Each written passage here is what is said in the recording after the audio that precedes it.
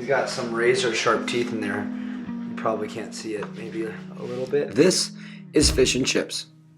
In England, they're sold in chippies, which started in 1860 by the first chippy chipper, Joseph Malin. During World Wars I and II, fish and chips were not regulated foods.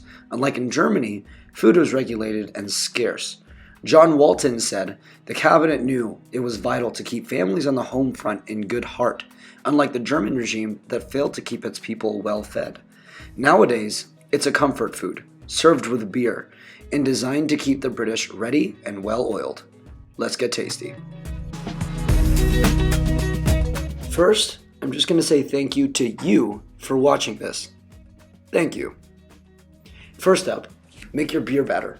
Let it rest for some time. Mine rested for about 2 hours. And why rest? Because of science. Start with a cup of flour and a good blonde colored beer. Pour in half of your liquid and keep adding flour or beer to adjust the thickness. It should cover the back of a spoon, like so.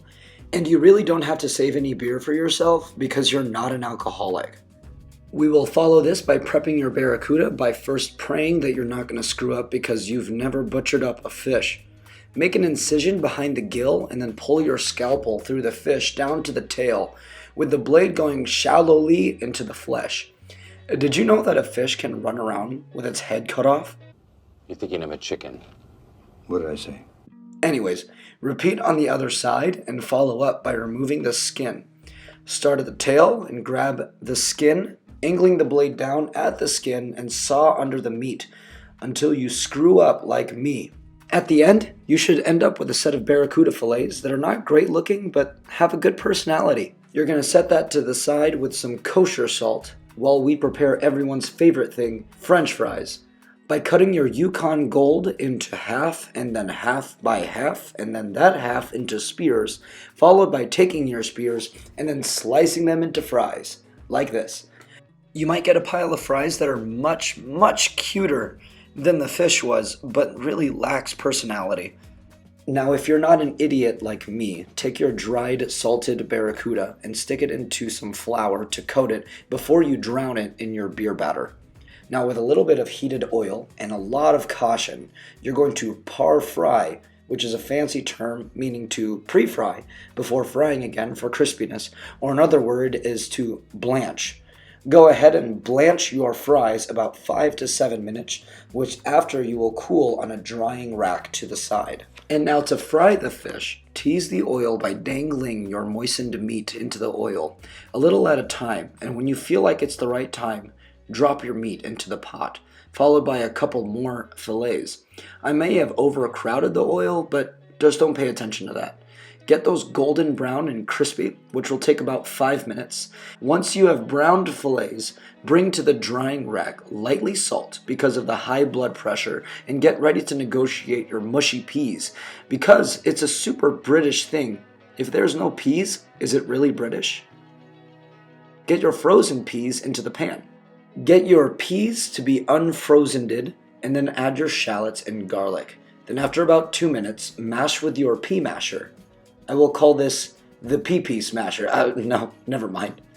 Anyways, add some chopped mint and get ready to refry your fries, this time at a much higher heat, until they are also golden browned and looking more attractive than before. Then to just make them straight sexy, sprinkle with kosher salt, chopped parsley, paprika, and Parmesan cheese. How do you say Parmesan? Some people say it Parmesan and Parmesan. I'm going to put a poll at the top right now.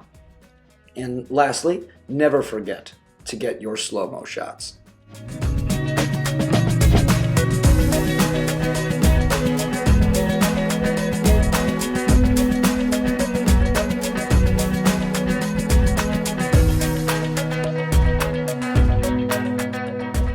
So here you have it, guys. Fish and chips made with Barracuda. That is a very flaky white fish. This is why I decided to make it like this, because cod is like this.